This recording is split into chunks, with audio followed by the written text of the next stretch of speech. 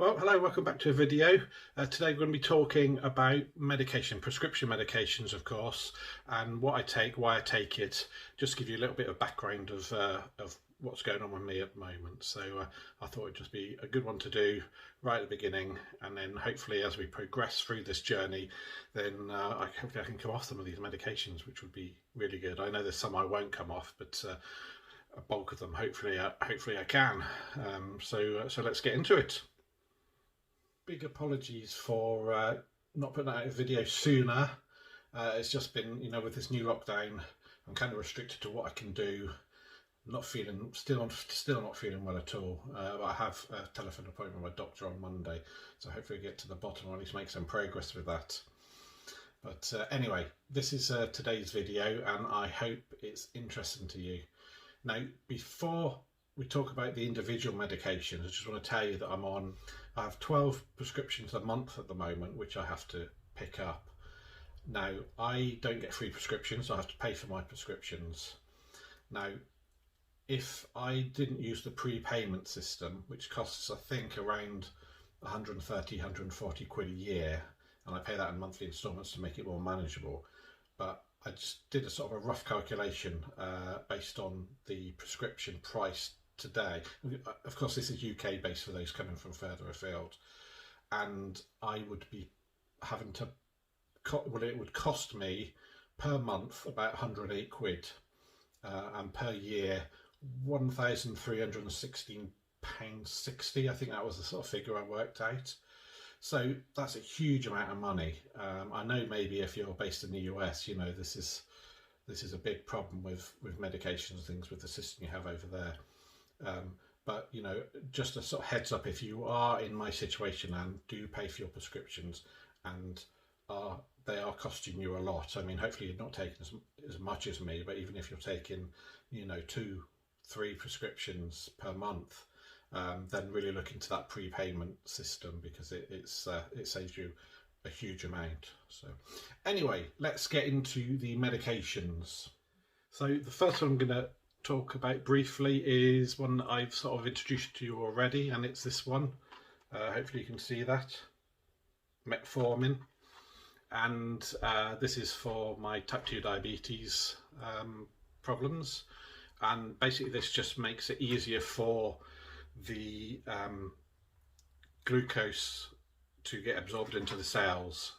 It just helps the body function better, and it is working. Although my glucose blood readings are still high, they're significantly lower than they were when I was taking these, and I'm now on the maximum dose of this, which I think is 2,000 milligrams a day.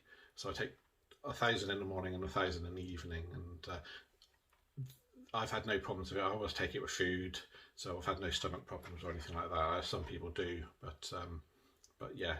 And before I go on, obviously, these are prescription medications, and they are prescribed by my doctor, and obviously you shouldn't be purchasing these on the black market or anything like that. You should always get advice from your healthcare professional, so I must stress that.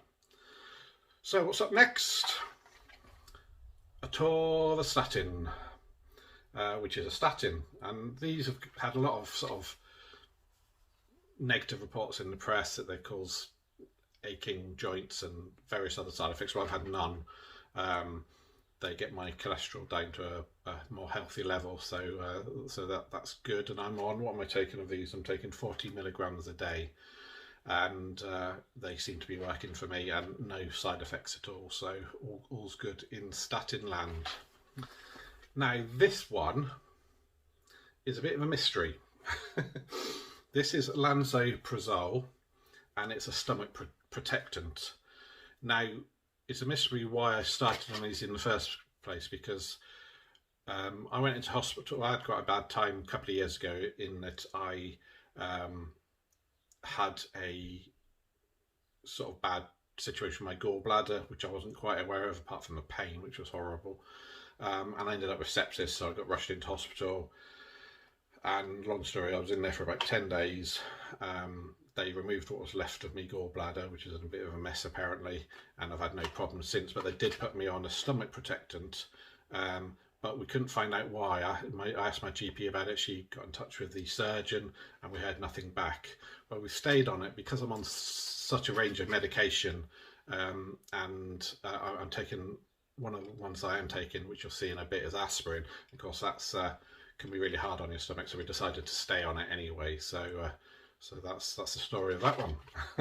Right, now we're sort of onto the mental illness side of medication and related, if you know what I mean. Although I think it's all related, to be fair, given the circumstances. But I'm going to show you the main one first, and I won't talk too much about that one because this is because of my bipolar disorder, and I want to do a separate video about that, trying to sort of explain to you how bipolar disorder affects me.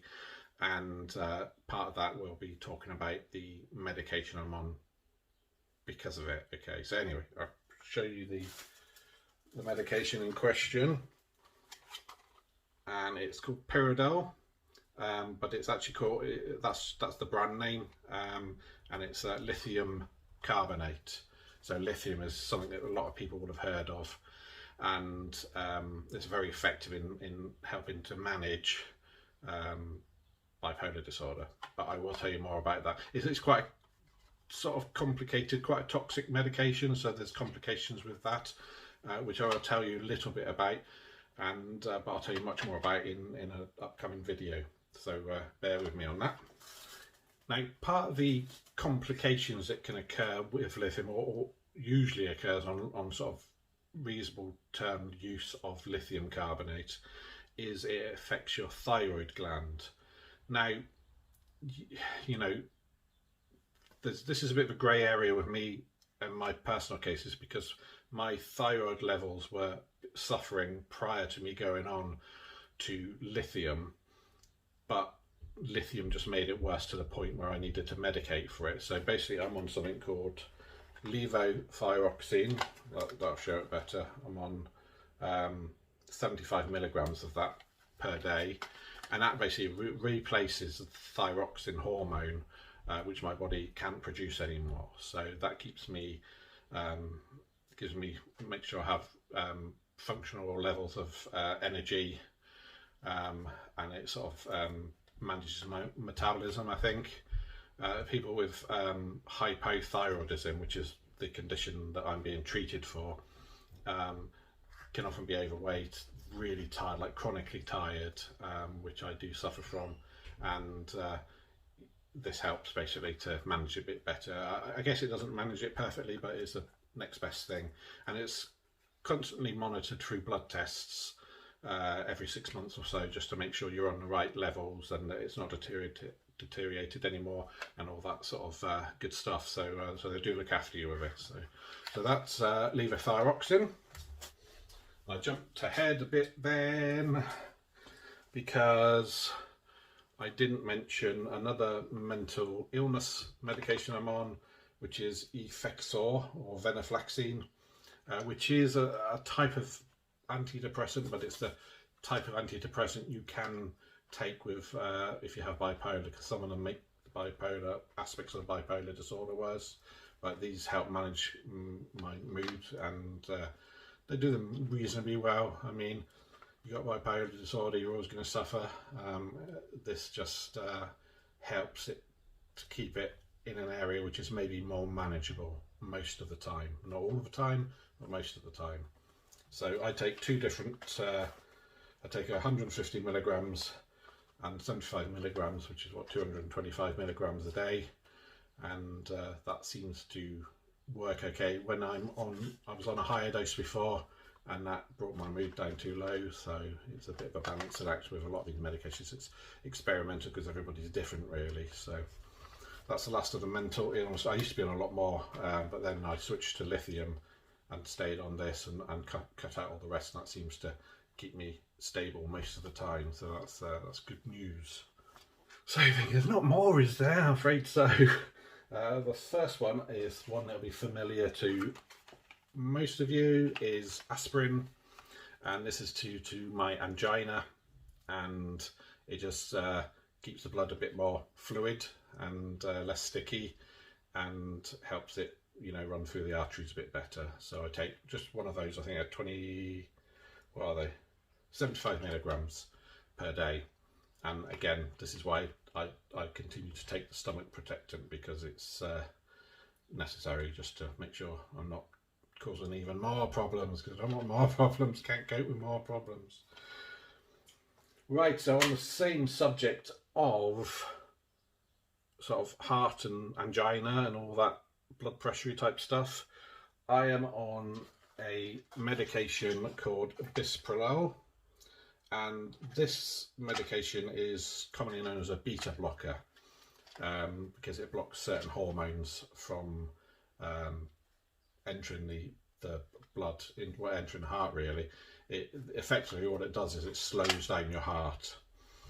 Now this is great for helping to manage angina a bit better, and it does work to a certain extent, but it's not good if you want to get exercise and lose weight. And so as soon as I started taking this, I couldn't run anymore because my heart just couldn't work hard enough to sustain my running pace, and I'm not a fast runner, so it was a bit of a real negative side for me, that, because running was one of the things I used to cope with life. But you know, you have to find other things, I guess, which I'm not quite there yet, but you know, we'll get there. But it does help with the angina, and it also keeps my blood pressure at a better level. My blood pressure wasn't super high, but it was on the high end of normal, which, you know, means it was on the cusp of needing to be addressed. So this definitely helps, as do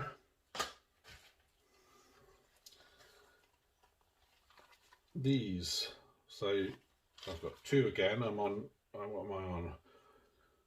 7.5 milligrams a day, and this is called Amlodipine, and this isn't a beta blocker, but it's similar. It's a calcium blocker, and it works in a similar way. It blocks the calcium channels, I think, into the heart, and it helps reduce the heart rate. So it's used predominantly, it's used in angina treatment or hypertension and things like that. So, and again, these two drugs, so this one here that I showed you just now, the Bisoprolol, I'm not very good at saying it, and the Amlodipine, they work together to sort of make it easier to manage my angina, and I'm okay as long as I'm not going too fast, walking too fast, because then I still get the angina attacks, but maybe not quite as severe as they were before. So that's me medication haul. And it's a lot. I mean, I think because individual tablets I take something like 21 or 22 a day, which seems a lot, doesn't it? But to be fair, that's sort of slightly skewed, is because the lithium carbonate that I take, the pyridol that you saw earlier, I take in 200 milligram tablets, but I take 1200 milligrams of that a day, so that's 6 tablets a day. Because I don't know, there was some problem getting the 400 milligrams before, so they had to knock me down to the 200s. But so, you know, it's unnecessarily so that I take so much medication, I guess, but it's still a lot. It would still be a lot even if that was down to, you know, 4 tablets. So but anyway, or 3 tablets it would be. But anyway, it is what it is. So I hope you found that interesting. I'm going to get off some of these medications, I've got to, as my health improves, but I'm up against it, so we'll see how it goes. I'm not pressuring myself to do really good at coming off these medications at the moment. I just need to get, the first challenge is getting my glucose levels at a safe level, and then we'll move on from there and start on other things. And obviously by doing that, hopefully I should naturally lose weight as well, so which would be so good. Anyway, that's me for today. If you've got any questions, then please do hit me up down in the comments. I will answer all the questions. If this interests you and you're not already subscribed, then please do subscribe to my channel and hit that notification bell so you get notified of any new uploads. It really helps support the channel, and it would be absolutely fantastic if you could do that for me. So with that being said, I will say goodbye, and I will see you in the next one. Hopefully we won't wait too long for the next one. It'll be sort of next week sometime, but let's see how it goes anyway. So we'll see you next time. Bye.